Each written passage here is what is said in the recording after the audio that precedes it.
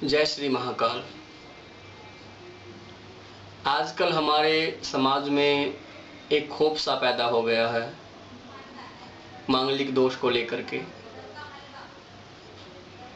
किसी जातक का जन्म होता है तो जन्म के समय जब माता पिता को पता लगता है कि हमारा जो बेटा है या बेटी है वो मांगलिक है, तो जो वो खुशी है, संतान पैदा होने की जो खुशी है, उसमें थोड़ी कमी आ जाती है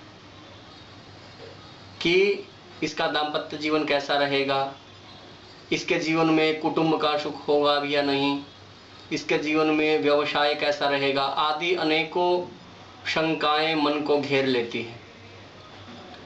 लेकिन मांगलिक दोष होना कोई बुरी बात नहीं है। अगर हम 100 कुंडलियों पर विचार करें, 100 कुंडलियां देखें तो लगभग 55-60 कुंडलियां मांगलिक दोष वाली मिल जाएंगी। मांगलिक दोष जो है वो सबसे पहले तो ये जानना जरूरी है कि मांगलिक दोष बनता कैसे है। अगर किसी जातक की कुंडली में, जन्म कुंडली में, लग्न कुंडली में अगर प्रथम भाव में, द्वितीय भाव में, चतुर्थ भाव में, सप्तम भाव में, अष्टम भाव में एवं द्वादश भाव में अगर मंगल बैठा हुआ है तो उस जातक को हम मंगली कहते हैं। अब 1, 4, 7, 8, 12 के बारे में तो सभी जानते हैं कि मंगलिक होता है, लेकिन कई व्यक्ति सोचते हैं कि द्वितीय भाव को कैसे मंगली कहा गया है। देखिए, सेकंड हाउस से हम कुटुंब का विचार करते हैं, परिवार का विचार करते हैं, और मंगल जहाँ बैठता है वहाँ से चतुर्थ, सप्तम एवं अष्टम भाव पर मंगल की पूर्ण दृष्टि होती है। इन भाव पर मंगल की पूर्ण दृष्टि होती है, इसलिए मंगल जहाँ बैठता है और जहाँ पर मंगल की दृष्टि होती है वहाँ पर उस भाव से संबंधित फलों में कमी करता है।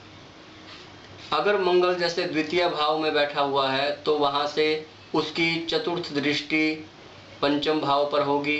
पंचम भाव से हम विद्या का विचार करते हैं, संतान आदि का विचार करते हैं, और अष्टम भाव पर उसकी दृष्टि होगी, मृत्यु आदि का विचार करते हैं, गुप्त धनों का विचार करते हैं, और नवम भाव पर जो दृष्टि है उससे पिता आदि का विचार करते हैं, भाग्य का विचार करते हैं, तीर्थ यात्रा का विचार करते हैं।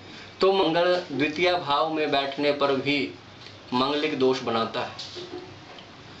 तो अगर हम अच्छी तरह से कुंडली का एनालाइज करें, अच्छी तरह से कुंडली देखें, तो मांगलिक दोष वाली कुंडलियां बहुत मिल जाएंगी।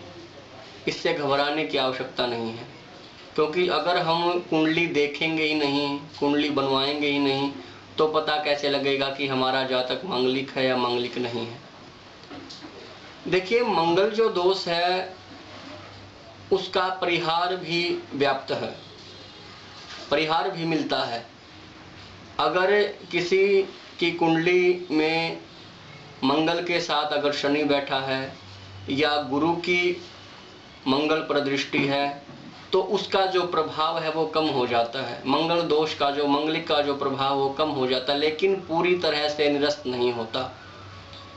अपनी कुंडली से परिहार मिलने पर मंगल दोष कभी भी निरस्त नहीं होता, उसका परिहार नहीं होता। हाँ, उसकी तीव्रता में कमी आ जाती है। अगर उच्च का मंगल किसी की कुंडली में, जन्म कुंडली में बैठा है तो उसका जो प्रभाव है वो कम हो जाता है, लेकिन पूरी तरह से निरस्त नहीं होता। मंगल ग्रह को हम, जो मांगलिक दोष है उसको दाम्पत्य सुख से जोड़कर देखते हैं। विशेषकर जो विचार किया जाता है वो दाम्पत्य जीवन से किया जाता है कि हमारा जो जीवन साथी के साथ हमारे संबंध कैसे रहेंगे। तो विशेषकर दाम्पत्य जीवन से हम मंगल दोष का विचार करते हैं।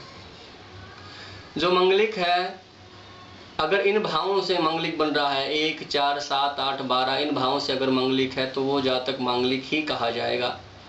अगर हमारे पार्टनर की कुंडली में या जिससे हमारा संबंध होना है उसकी कुंडली में भी अगर प्रथम, चतुर्थम, सप्तम, अष्टम, द्वादश और द्वितीय भाव में अगर मंगल है तो वह जातक भी, वह जातका भी मांगलिक होती है। तो अगर दोनों की कुंडली में मांगलिक दोष मिल रहा है तो वह मांगलिक दोष भंग हो जाता है। देखिए, मांगलिक दोष को हम 3 कुंडलियों से विचार करते हैं, लग्न कुंडली से, चंद्र कुंडली से और शुक्र कुंडली से। अगर लग्न कुंडली से मांगलिक है तो भी मांगलिक है, अगर चंद्र कुंडली से मांगलिक है कोई तो भी मांगलिक है, अगर शुक्र कुंडली से मांगलिक है तो भी मांगलिक कहा जाता है। देखिए, लग्न और चंद्र से तो काफ़ी लोग विचार करते हैं, लेकिन कुछ कहते हैं कि शुक्र से कैसे। देखिए, शुक्र को हम दाम्पत्य सुख से जोड़कर देखते हैं। शुक्र है, शुक्र से हमारे दाम्पत्य जीवन का विचार करते हैं, जीवन साथी का विचार करते हैं। अगर शुक्र कुंडली से भी जातक मांगलिक है तो वह भी मांगलिक कहा जाता है। तो अनेकों परिहार हमारे सामने आ गए हैं।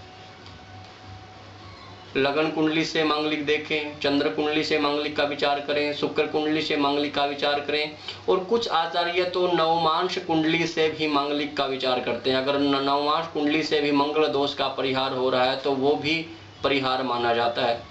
लेकिन एक विशेष ध्यान दीजिए कि अपनी कुंडली से मांगलिक दोष कभी भी भंग नहीं होता, सिर्फ उसकी तीव्रता कम हो जाती है। मांगलिक दोष अगर भंग होता है, अगर कटता है, तो वो है हमारे जीवन साथी की कुंडली से ही मांगलिक दोष समाप्त होता है, भंग हो जाता है।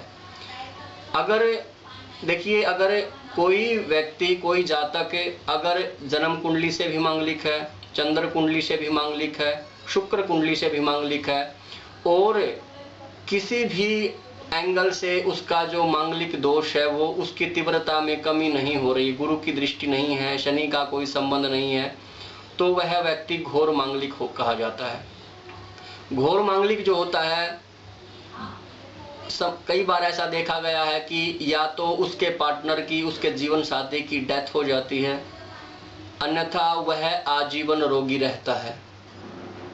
अगर हम ऐसे व्यक्ति का अगर विवाह संबंध हमें करना है तो कुंडली पर अच्छी तरह से विचार कर लें। अगर मांगलिक दोष किसी भी तरह से कम नहीं हो रहा है, भंग नहीं हो रहा है, तो उसका, या तो अगर लड़का मांगलिक है तो उसका विवाह करवाएं, अगर लड़की मांगलिक है तो उसका अश्वत्थ विवाह करवाएं, विष्णु प्रतिमा के साथ विवाह करवाएं या कुंभ विवाह करवाएं।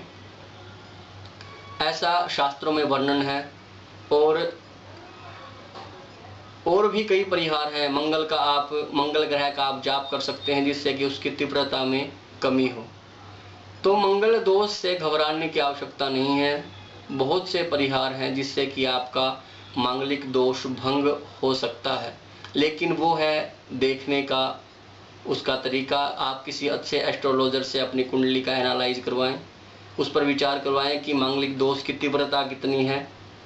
अगर मंगल नीच का है या अस्त है तो उसकी तीव्रता बढ़ जाती है, क्योंकि कमजोर ग्रह अच्छा फल नहीं दे पाता, वो हमेशा बुरा ही फल देता है। इसलिए अच्छी तरह से अपनी कुंडली पर किसी अच्छे ज्योतिषी से परामर्श लें, और जो आपके मन में जो शंकाएं घर करके बैठी हैं उनको बाहर निकालें। मांगलिक दोष बुरा नहीं है और भंग भी हो जाता है। जरूरी नहीं है कि मांगलिक दोष सिर्फ मंगल देखने से ही आप ये अंदाज़ा लगा लें कि हमारे जो संतान है या किसी की अपनी कुंडली है कि हमारा दाम्पत्य जीवन सुखी नहीं रहेगा या उसमें प्रॉब्लम क्रिएट होती रहेंगी या हमारे जीवन साथी की मृत्यु हो जाएगी। तो अगर ऐसी आप शंकाएं करते हैं, मन में घर कर लेते हैं, तो उसका कोई समाधान नहीं है। अन्यथा मांगलिक दोष का परिहार भी है। अगर विवाह के बाद पता लगे कि हमारा जीवन साथी मांगलिक है तो उसका भी आप उपाय कीजिए। दोबारा आप विवाह करने का कई जगह विधान दिया हुआ है कि दोबारा आप विवाह किसी अच्छे शुभ मुहूर्त में विवाह कर सकते हैं, या मंगल का दान कर सकते हैं, उसका जाप कर सकते हैं। तो मांगलिक दोष से घबराने की आवश्यकता नहीं है। अच्छी तरह से उस पर विचार करवाएं।